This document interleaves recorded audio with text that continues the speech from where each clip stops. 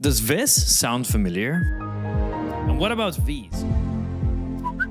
Sounds used to be a key part of the technology we all use. Some were iconic, some were annoying, but they weren't put there by chance. They were put there for a very specific reason. But then something happened. When you do something wrong, when you turn on something, today you hear, well, nothing. If tech is trying to become immersive and realistic, then why are sounds gone? Well, tech companies know exactly what they're doing because they discovered that sound can be used for something completely different and much more powerful. I'm Enrico, and on this channel we go behind the scenes of the design, engineering and psychology of the tech that we use every day. But to understand this, we first have to understand the weird psychology of sound. Listen to these two sounds. Say you were building a video conferencing tool. Which one of these sounds would you play when people join a call versus when you leave? Well, almost all of you would say that this is the join sound and this is the leave sound. Of course, but why? See, when the first computers with graphical user interfaces arrived, designers had a problem. They had to create visual representations for things that before were just done through text and complex terminal commands that you had to learn by heart. So now suddenly you have icons and then these rectangular things called windows, a mouse, and millions of everyday people who have never seen a computer before. So how do you teach someone what a file is? What dragging means? What happens when you drop something? You use metaphors. This holds things inside it. It's a folder. This is the place where you leave your most used things. At the top of your desk, your desktop. Fancy computer screens were not the real revolution. These visual metaphors were. But here's what most people don't realize. Sound was a huge part of this metaphor system. And it wasn't just to make things more immersive, it was functional and necessary. Doing things on computers in the 80s and 90s took time. Copying files, opening programs, or even starting the computer itself, you had to wait for it. Today I just open my laptop and it's ready for me, but I'm old enough to remember that my old Windows 98 PC took more than 3 or 4 minutes to boot up. So the recognizable startup sound is not just there for aesthetics. It allowed you to go do something else and hear when the computer was ready. In the past, technology was much less forgiving. You'd have random errors and messages popping up that demanded your attention, leaving you to figure it out. If today your connection drops and you're working on something in Figma, you get a small nudge that you are offline, but you can continue your work as nothing happened, and when you're back online, everything is automatically saved up again. If this was on an older system from the 90s or 2000s, you might have gotten an error like this that tells you that element DJ24575K wasn't saved correctly because of error 577 missing connection to the persistent servers, and leaving you to figure out what happened. Alerts and notices and errors were much more common, and they were using sound to make you deal with them a lot faster. Look at what just happened. There was an error, but you realized there was an error first using sound, before you even looked at the icon or reading the text. See, the order in which we perceive things is sound first, then the icon, because we use the recognizable symbol, and colors that are associated with an error, finally read the text. So even if you were already looking at the screen, sound helped you understand immediately what was going on. And remember all these metaphors that engineers and designers created to make digital actions mimic familiar physical ones? Sound was a part of creating those metaphors too. That crumpling paper sound when you trash something isn't random. It's a metaphor. It tells you, something was just thrown away in a language that people already understood. And that's how we go back to this. And why instinctively we all agree that this is join call and this is leave call. Or this is success and this is failure. See, designers quickly realize that you can't map every action to a real world sound. What does saving a file sound like? So they basically had to invent a new auditory language for this. But interestingly enough, it turns out we already have one. Your brain already has some built-in rules for interpreting sounds, even abstract ones. Researchers found that across every culture, every age group, people map pitch to physical space. High sounds feel like up, low sounds feel like down.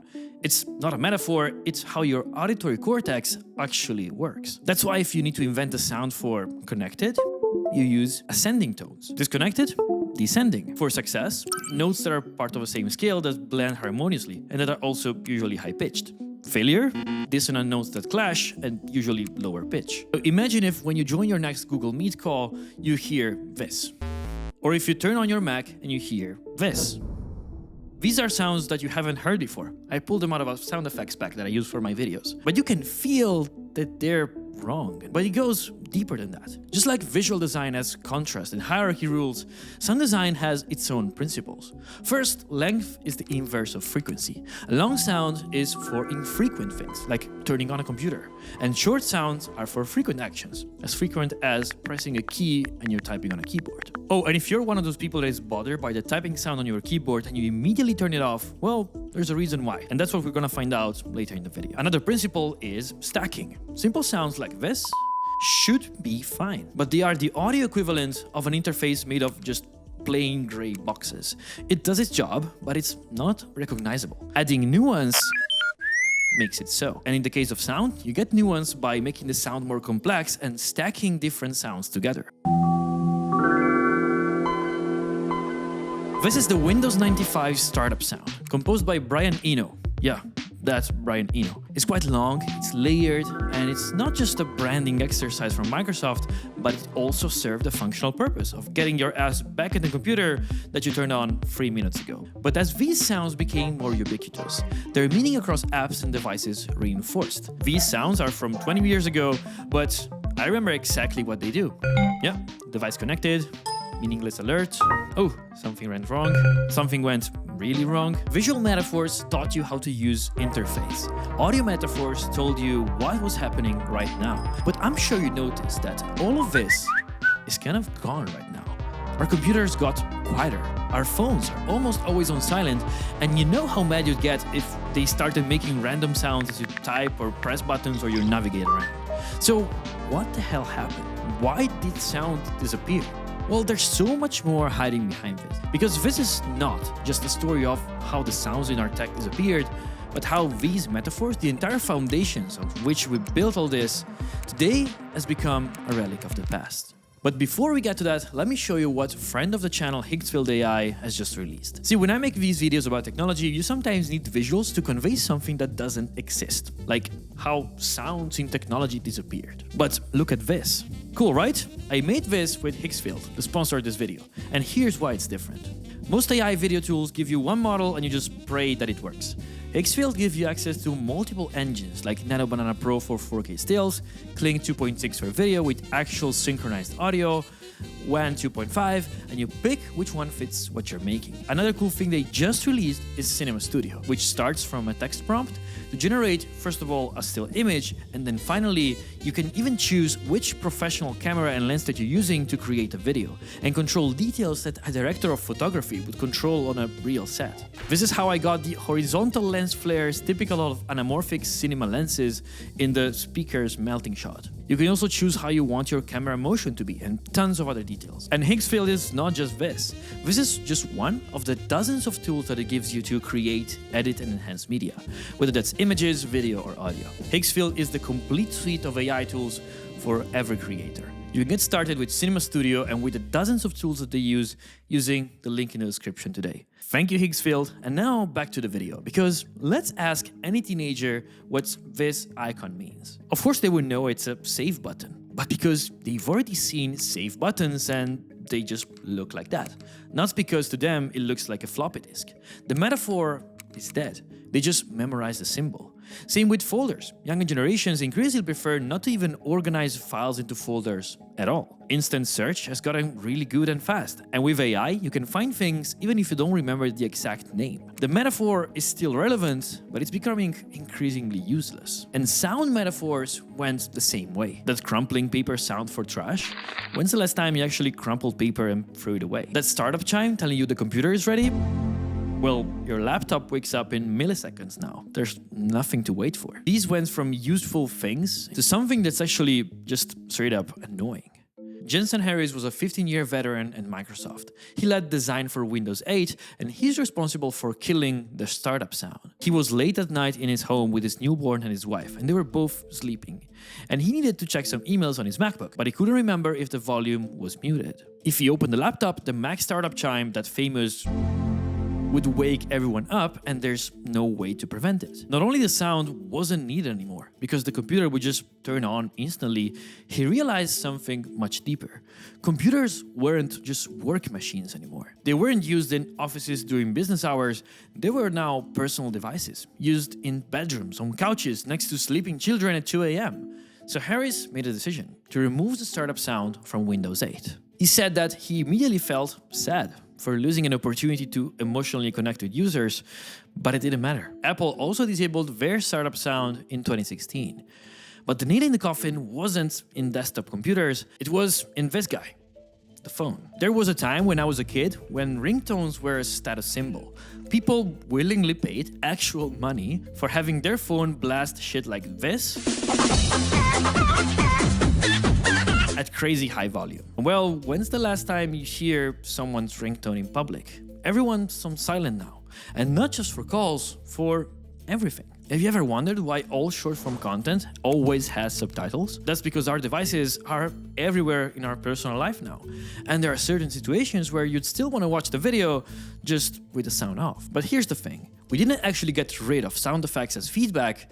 Thanks to phones, we just moved the feedback somewhere else. So remember the keyboard typing sound? It annoys most people, and most people have it turned off because you already have a way to get feedback on your typing. Thanks to vibration, the haptic motors in your phone give you that feedback. Unlike the message dialogues on desktop computers, phones don't play any sound when there's an alert box or a confirmation box. But here's the weird paradox in all this. You'd think that turning off sounds would make us calmer, more relaxed, right? No pinging, less interruption, less anxiety. You just check your phone less if you don't hear it buzzing all the time. Well, researchers tested this. They compared people with notification sounds on, vibration only, and completely silent. And the silent group checked their phones more. Without any feedback, you never know if something happened. So you check compulsively. The uncertainty creates more anxiety than the sound or vibration interruption ever did. Sounds didn't disappear because they were stressful, they disappeared because our relationship with technology has changed. Computers went from work tools to personal companions, from desks to pockets. But something else has been happening recently. Remember how Apple took away the startup sound in 2016? Well, they added it back in 2020 with the vintage sound inspired by the Macs of the 90s. See, while functional sounds in our tech were dying, a completely different category of sound has been getting louder. You know what this is. Some of you might remember this. Or this. These are not just sounds, they are SOGOs, sound logos. And tech companies just figured out something incredibly powerful about them. See, over the 2010s, we saw the visual side of tech, our user interfaces, our websites, our apps become flat and minimalistic. iOS 7 brought this trend to the mainstream and everyone followed suit. Everything flat, everything minimal, but also boring, predictable, and safe. All apps became just a set of grayscale rectangles and flat icons. They're easy to use and simple and minimal, but how do you make your brand recognizable? Well, if you cannot do it with visuals, one way you can do it is with sound. While our interfaces got quieter and more minimal, and functional sound effects disappeared one by one, branding sounds got louder and more intentional. Now, close your eyes and listen to this. Just with these, you know exactly in which universe we are in. And tech companies have realized this. That's why Apple reintroduced their boot sound. Even though it might be annoying, if you hear this, you know that someone turned on a Mac. Not a computer, but a Mac. Duolingo doesn't need to have sound effects when you complete the question or when you get something right or wrong, but they have created custom sound effects that now acts more as a branding signal to everyone else that you're doing Duolingo right now. These sounds can go on to become memes, or nostalgia-inducing, bringing us back to the past, or just straight up being iconic. But see, there's something else that's been going on with the tech that you use every day. Because even things that look so simple and stupid hide an absurd amount of design, engineering, and psychology that 99% of people will never see. And you can learn all about it in this video right here. I'm Enrico, and I'll see you in the next one.